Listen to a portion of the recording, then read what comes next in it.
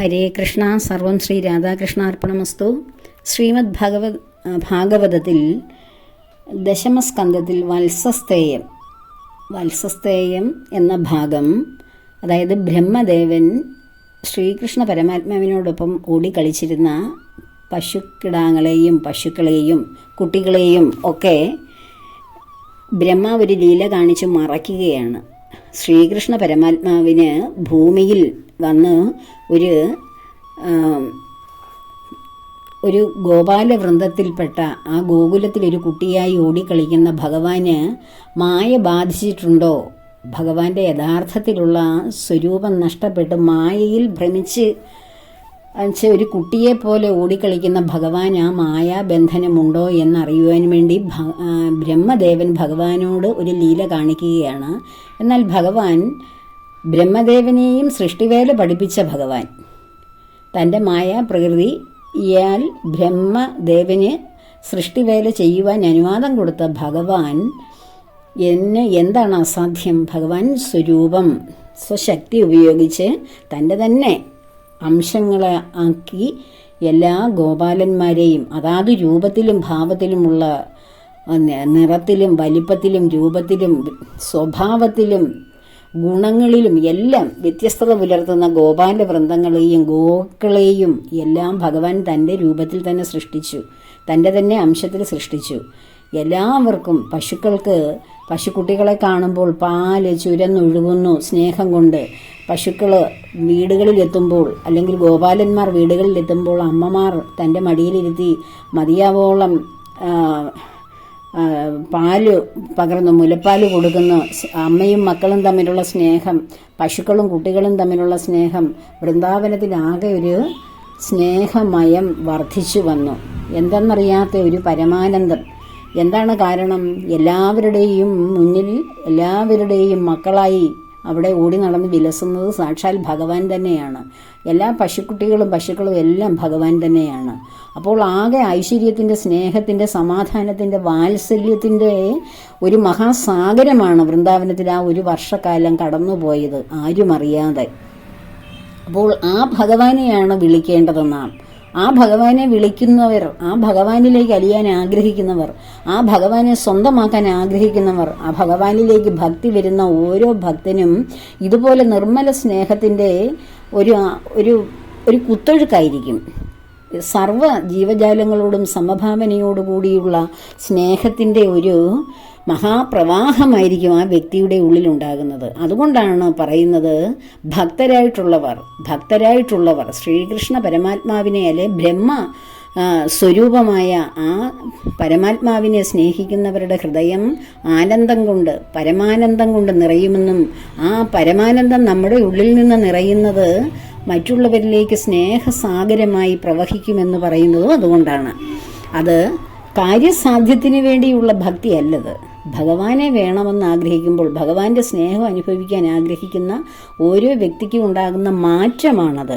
ഇതിൽ ബ്രഹ്മദേവന്റെ സ്തുതിയുണ്ട്. അവസാനം ഭഗവാന്റെ ഭഗവാൻ സൃഷ്ടിച്ച ആ കറക്റ്റ് ഏറ്റവും കൃത്യമായിട്ടുള്ള, ബ്രഹ്മദേവനേക്കാൾ കൃത്യമായിട്ടുള്ള സൃഷ്ടി വിലാസങ്ങൾ കണ്ട് ബ്രഹ്മദേവൻ അവസാനം ഭഗവാന്റെ മുമ്പിൽ വന്ന് സാഷ്ടാംഗം പ്രണമിച്ച് ബ്രഹ്മസ്തുതി നടത്തുകയാണ്.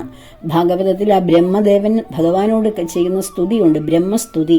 അത് നിത്യേന ചെയ്താൽ നമ്മുടെയൊക്കെ ഉള്ളിലിരിക്കുന്ന അഹംബോധം, അഹംഭാവം, ഞാൻ ചെയ്യുന്നു എന്നുള്ള ബോധം നഷ്ടപ്പെട്ടിട്ട് ഇത് ഭഗവാന്റെ മുമ്പിൽ ഞാൻ ഒന്നുമല്ല എന്നുള്ള ഒരു മഹാസത്യം മനസ്സിലാകും.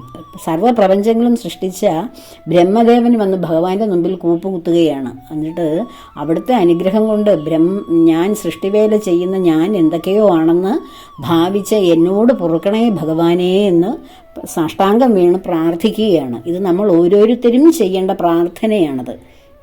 അതിൽ ബ്രഹ്മദേവൻ പറയുന്നുണ്ട്. ആ ബ്രഹ്മസ്തുതി വായിച്ചു വരുമ്പോൾ നമുക്ക് മനസ്സിലാകും, ഭക്തിയില്ലാതെ എത്ര അറിവ് നേടിയിട്ടും യാതൊരു ഗുണവുമില്ല. ഭക്തിയുണ്ടെങ്കിൽ എത്ര അറിവില്ലാത്തവനും വിദ്യാഭ്യാസമില്ലാത്തവനും മുക്തി സിദ്ധിക്കും. അപ്പോൾ വിദ്യാഭ്യാസമല്ല ഭക്തിയുടെ മാനദണ്ഡം. അത് ഞാൻ മുൻപൊരു വീഡിയോയിലും പറഞ്ഞു. നമ്മൾ വിദ്യാഭ്യാസപരമായിട്ട് നമ്മുടെ ജീവിതത്തിൽ അക്കാദമിക്കായിട്ടുള്ള വിദ്യാഭ്യാസം നേടാൻ കഴിയാത്തവർ ഒരിക്കലും വിഷമിക്കേണ്ട. ജീവിത വിജയത്തിന് വേണ്ടുന്ന വിദ്യാഭ്യാസം ഭക്തിയിലൂടെയാണ് ലഭിക്കുന്നത് എന്ന്. എത്ര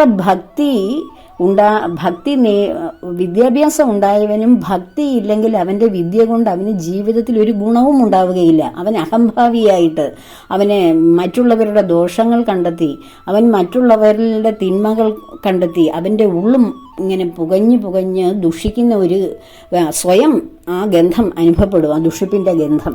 അതിൽ നിന്ന് പുറപ്പെടുന്നതെല്ലാം ദുർഗന്ധങ്ങളും ദുർവാക്കുകളുമായിരിക്കും. അങ്ങനെയുള്ളവരുടെ വിദ്യാഭ്യാസം ഒന്നിൻ്റെയും മാനദണ്ഡമല്ല. ജോലി ലഭിക്കുവാനോ അല്ലെങ്കിൽ സാമ്പത്തികമായി ഉയർച്ച ലഭിക്കുവാനോ ഉള്ളൊരു മാനദണ്ഡമാണ് എന്നല്ലാതെ അത് ഈ ഭൗതിക ജീവിതത്തിൽ ഉള്ള ഒരു മാനദണ്ഡം. ഒരു വ്യക്തിയുടെ ഉള്ളു നന്നാകണമെങ്കിൽ, ഒരു വ്യക്തിയുടെ കാഴ്ചപ്പാടിന് മാറ്റം വരണമെങ്കിൽ, ഒരു വ്യക്തി സഹജീവികളോട് ഉള്ളവനോ ആയി മാറണമെങ്കിൽ സാഹോദര്യ മനോഭാവം, നിസ്വാർത്ഥമായ സേവനം, നിസ്വാർത്ഥമായ സ്നേഹം, സ്വാർത്ഥത വെടിഞ്ഞുള്ള ആ ഒരു വലിയ കാഴ്ചപ്പാടുണ്ടാകണമെങ്കിൽ ആ വ്യക്തിയുടെ ഉള്ളിൽ വിദ്യാഭ്യാസമല്ല വേണ്ടത്, ഭക്തിയാണ് വേണ്ടത്. ആ പരമമായ ഭക്തി ഭഗവാനിൽ നിന്ന് ലഭിച്ചു കഴിഞ്ഞാൽ ആ വ്യക്തിയുടെ ഉള്ളം വ്യക്തമായി സ്ഫടികമായി മാറുന്നു. അതിൽ ഈശ്വരൻ പ്രകാശിക്കുന്നു. അവൻ മുക്തനായി മാറും. വിദ്യാഭ്യാസം ഇല്ലാത്തവനും ഭക്തി നേടിയാൽ ഭക്തിയിലൂടെ മുക്തനായി വൈരാഗിയായി മാറി ഭഗവാനെ അവിടെ മുക്തനാകുക എന്ന് വെച്ചാൽ അല്ലെങ്കിൽ പ്രാപഞ്ചികമായിട്ടുള്ള ഈ ദുഃഖങ്ങളിൽ നിന്ന്, ഭവസാഗരത്തിൽ നിന്ന് മുക്തി നേടുകയാണ്. അല്ലാതെ മരിച്ചു മുക്തി നേടുക എന്നതല്ല.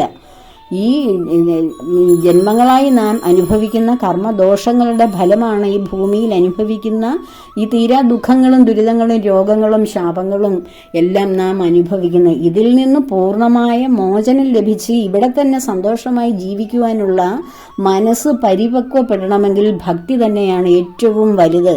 വിദ്യാഭ്യാസം ഇല്ലാത്തവനും ഭക്തിയുണ്ടെങ്കിൽ അവൻ്റെ ജീവിതത്തിന് ഭഗവാന്റെ അനുഗ്രഹവും ഉയർച്ചകളും എപ്പോഴും ഉണ്ടാകുമെന്നിവിടെ ബ്രഹ്മദേവൻ ഭഗവാന്റെ മുമ്പിൽ താണു വീണ് തൊഴുത് നമുക്ക് പറഞ്ഞു തരികയാണ്. ബ്രഹ്മദേവൻ പറയുന്നത് ബ്രഹ്മദേവനും ഭഗവാനും തമ്മിലുള്ള ഒരു കമ്മ്യൂണിക്കേഷൻ അല്ല.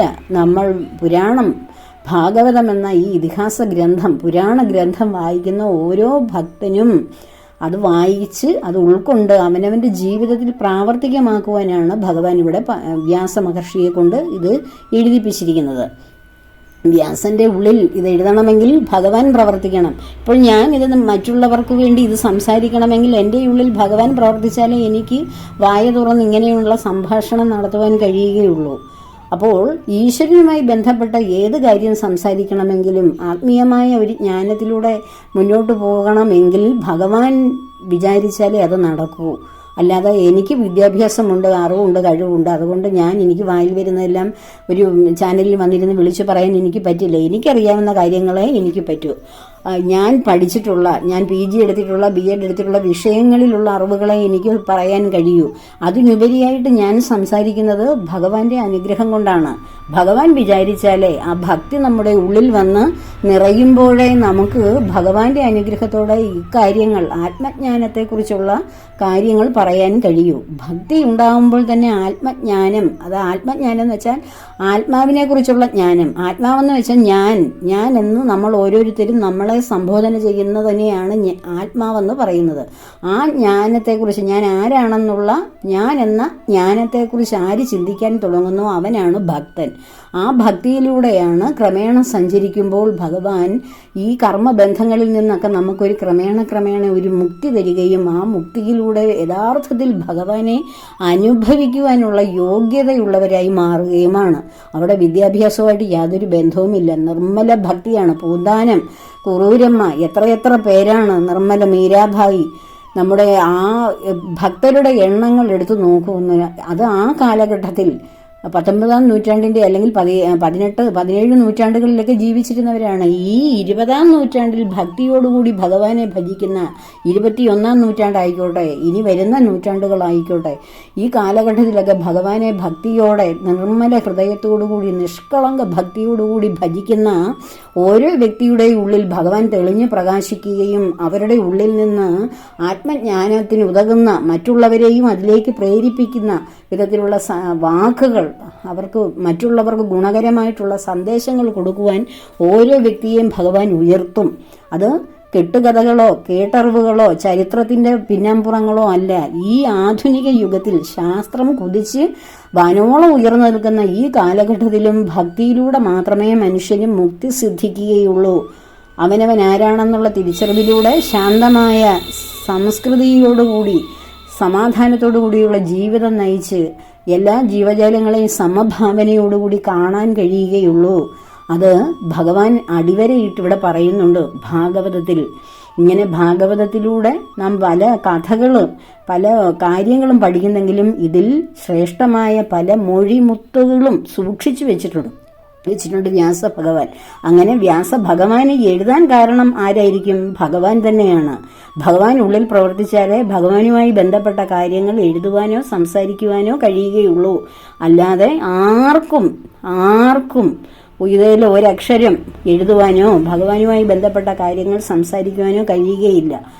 അപ്പോൾ ഭക്തി ആണ് പ്രധാനം. ആ ഭക്തി എൻ്റെ ഉള്ളിൽ തരണേ എന്നാണ് ഓരോ ഭക്തനും പ്രാർത്ഥിക്കേണ്ടത്. പ്രഹ്ലാദനോട് ഭഗവാൻ ചോദിച്ചു, എന്താണ് കുഞ്ഞെ നിനക്ക് വേണ്ടത് വരം? ഞാൻ എന്ത് വേണേലും തരാം. എന്താണ് പ്രഹ്ലാദൻ ഭഗവാനോട് പറഞ്ഞത്? എൻ്റെ ഉള്ളിൽ അചഞ്ചലമായ ഭക്തി. കുന്തിദേവി പറഞ്ഞു, എൻ്റെ ഉള്ളിൽ അചഞ്ചലമായ ഭക്തി. അങ്ങനെ നമ്മുടെ പുരാണങ്ങൾ ഇതിഹാസങ്ങൾ എടുത്ത് പരിശോധിച്ചാൽ ഭഗവാൻ സർവവും കൊടുക്കുവാൻ പ്രാപ്തനായി മുന്നിൽ വന്ന് നിൽക്കുമ്പോഴും അവർ പറയുന്നത് ഭഗവാനെ അചഞ്ചലമായ ഭക്തി മാത്രം, നിന്നിൽ ഒരിക്കലും വ്യതിചലിക്കാത്ത ഭക്തി തരണേ എന്നാണ്. ആ ഭക്തിയാണ് ഏറ്റവും പ്രധാനം. ആ ഭക്തി ഉണ്ടെങ്കിൽ നമ്മുടെ ജീവിതത്തിന്റെ മറുകര എത്തുവാൻ എത്ര സാധ്യമാണ്, എത്ര എളുപ്പമാണ്. അതേസമയം നമ്മൾ ഭഗവാൻ വന്ന് നമ്മുടെ മുന്നിൽ പ്രത്യക്ഷപ്പെടുമ്പോൾ ഭഗവാനെ എനിക്ക് വലിയ സമ്പത്ത് തരണേ, ഐശ്വര്യങ്ങൾ തരണേ, ലോകോത്തരരായ മക്കളെ തരണേ, അല്ലെങ്കിൽ ഈ ഭൂമിയിൽ ജീവിക്കുവാനുള്ള എല്ലാം തരണേ, ആയുസ് തരണേ, ആരോഗ്യം തരണേ, ഇതെല്ലാം കഴിയുമ്പോഴും ഒരു കാലഘട്ടമില്ലേ? ഇതെല്ലാം ഭൂമിയിലെ ജീവിതത്തിന് ആവശ്യമായിട്ടുള്ള സംഗതികളാണ്. പക്ഷെ ഇതിനൊക്കെ ഒരു അന്ത്യമില്ലേ? അത് ഭൂമിയിൽ ജീവിക്കാനുള്ള കാര്യങ്ങളല്ലേ നമ്മളാ ചോദിക്കുന്നത്. ഈ ഭൂമിയിലെ ജീവിതം എന്ന് വെച്ചാൽ ഈ ഉടുപ്പിഴ അണിഞ്ഞുകൊണ്ട് വന്ന് നിൽക്കുന്ന ഈ ഒരു കാലഘട്ടത്തിലുള്ള ജീവിതമാണ്. ഇതിനപ്പുറം എത്രയോ മുൻപേ നമ്മളുണ്ടായിരുന്നു, ഇനിയും എത്രയോ കാലം കഴിഞ്ഞും നമ്മളുണ്ടാവും.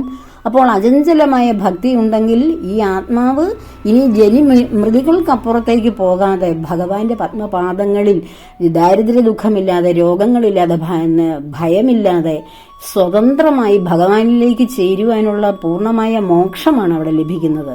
അല്ലാതെ നിത്യമായ നിതാന്തമായ ഭൗതിക മോഹങ്ങളിൽപ്പെട്ട് മായാപ്രകൃതിയിൽപ്പെട്ട് ഉഴലുന്ന ജീവിതമല്ല നാം ആഗ്രഹിക്കേണ്ടത്. ഇതിനേക്കാൾ എത്രയോ വലുതാണ് ഭഗവാനെ കിട്ടുന്നത്.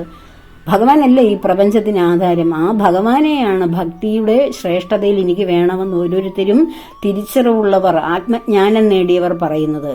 അല്ലാതെ ഉള്ളവർ ഓരോരുത്തരും അപ്പോഴത്തെ കാര്യങ്ങൾ മാത്രമാണ് ഭഗവാനോട് ആഗ്രഹിക്കുന്നതും ആവശ്യപ്പെടുന്നതും. എന്നാൽ പൂർണ്ണമായി ഭഗവാനെ ആഗ്രഹിക്കുന്നവർക്ക് ഈ ഇഹത്തിലുള്ള എല്ലാ കാര്യങ്ങളും ഭഗവാൻ തന്നെയാണ് പൂർത്തീകരിച്ചു കൊടുക്കുന്നത്. അവിടെ പിന്നെ ഞാൻ ചെയ്യുന്നു, എൻ്റെ കാര്യങ്ങൾ, എൻ്റെ വീട്, എൻ്റെ മക്കൾ, എൻ്റെ കുടുംബം, എൻ്റെ അച്ഛനമ്മമാർ, എൻ്റെ ജോലി, എൻ്റെ ഇല്ലവിടെ. അതവിടെ പിന്നെ ആ കർമ്മങ്ങളുടെ കാരകൻ ഭഗവാനാണ്. ഭഗവാന്റേതാണ് അതെല്ലാം. ഭഗവാനാണ് പിന്നീട് അതിൻ്റെ എല്ലാം ഉത്തരവാദി. അപ്പോൾ അവിടെ ഞാൻ വിഷമിക്കേണ്ട കാര്യം വരുന്നില്ല. എനിക്ക് വിഷമം വന്നാൽ അത് ഭഗവാന്റെ വിഷമമാണ്. ഭഗവാനാണ് അത് ഏറ്റെടുത്ത് ചെയ്യുന്നത്.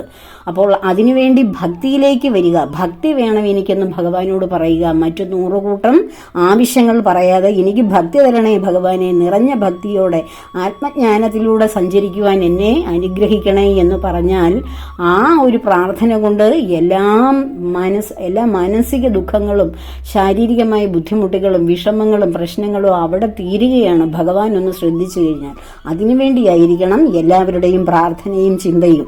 അപ്പോൾ ഇന്നത്തെ ചിന്തകൾ ഇങ്ങനെയുള്ള കാര്യങ്ങളിലേക്ക് പോകട്ടെ. എല്ലാവരെയും ഭഗവാൻ അനുഗ്രഹിക്കട്ടെ. എല്ലാവർക്കും ഭഗവാന്റെ പൂർണ്ണമായ അനുഗ്രഹം കിട്ടുവാൻ ആഗ്രഹിക്കുന്നു, പ്രാർത്ഥിക്കുന്നു. സർവവും ഭഗവാന്റെ പത്മപാദങ്ങളിൽ സമർപ്പിച്ചുകൊണ്ട് ലോകാ സമസ്ത സുഖിനോ ഭവന്തു.